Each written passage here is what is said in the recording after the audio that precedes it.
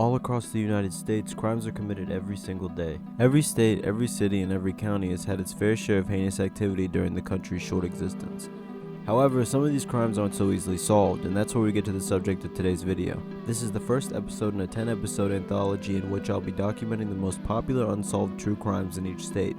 Before we go any further, I wouldn't have even known about these crimes without the Reddit user Joy to the Universe, who posted an infographic lightly summarizing said crimes on the r/crime scene subreddit. This will be linked below. Now let's get into these unsolved mysteries.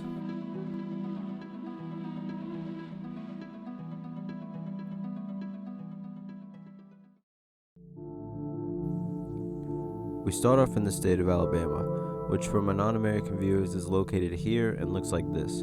However, more specifically, this crime takes place in the town of Greenville, which as of 2019 has only around 7,589 residents. Around 37 years ago, a crime occurred that to this day has not been solved. Okay, that was obvious, but regardless, let's talk about what specifically happened on this day. On June 6, 1984, Sherry Lynn Marler arrived at the First National Bank with her stepdad Raymond. After saying she was thirsty, Raymond gave her some money and told her to buy a soda at the Chevron across the street and to be back in 15 minutes. Witnesses claimed to have seen her walking towards the gas station. When Raymond arrived to his truck after 15 minutes, he was surprised that she wasn't there already. After a bit longer, he began to check the Chevron to see if she was there. He also called her mother, Betty, to inquire if Sherry had actually visited her at her job instead of coming back to him. She said no, and soon she was reported missing at 11:46 a.m. Some witnesses also claimed to have seen her with an older man who was allegedly named BJ. She was also allegedly seen at both a truck stop in Georgia and a mall in New Orleans. Currently, there's also a Facebook page of people still attempting to find out where she is.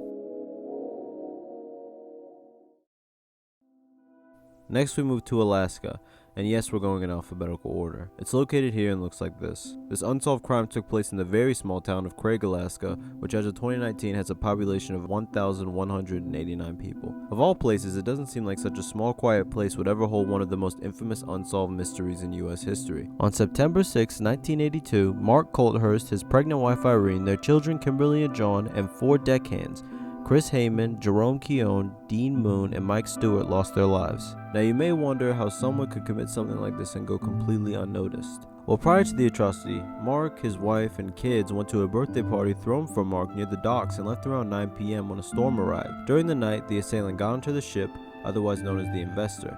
It's known that afterwards, the man who did it also took the ship to a secluded bay broad day, even waving to a nearby skipper as he passed them by. After that, he later doused the ship in gasoline and lit it on fire, even talking to a few people and making a phone call before he left.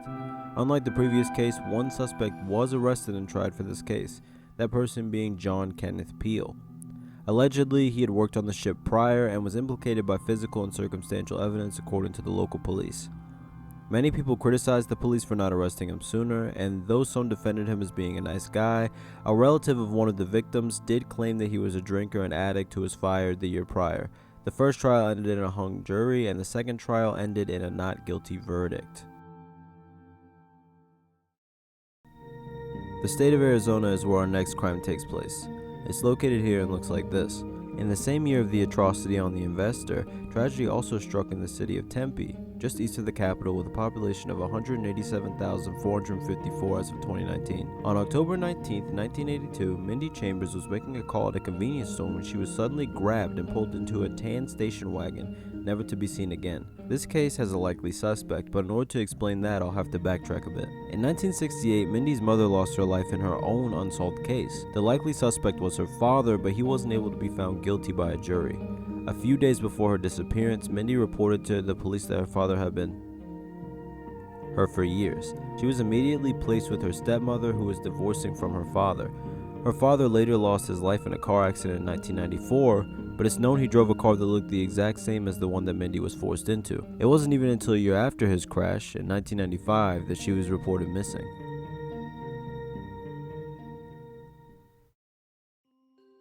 Five years after the previous 2 tragic incidents, we end up in Arkansas, which is here and looks like this. More specifically in the town of Alexander, which as of 2019 boasted a population of 3,168. Don Henry and Kevin Ives were discovered on train tracks recently struck by a cargo train.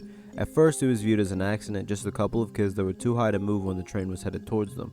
However, the driver of the train has nothing to do with this incident. Now if it was simply an accident, it wouldn't be in this video. Upon autopsy, Ives' skull had been crushed and Henry had been stabbed in the back. This of course led to a homicide investigation. Allegedly, a man wearing military fatigues was spotted not very far from the train tracks and therefore the victims. A police officer named Danny Allen attempted to stop him, but the man simply opened fire upon him and ran into the night. One theory is that this was actually the result of a drug trafficking ring. Two suspects, those being Dan Harmon and Keith McCassell, have been implicated in the incident. However, no official suspect has been convicted. A wrestler named Billy Jack Haynes also claimed to have been involved in drug trafficking and watched the incident due to being called to the area in order to perform security.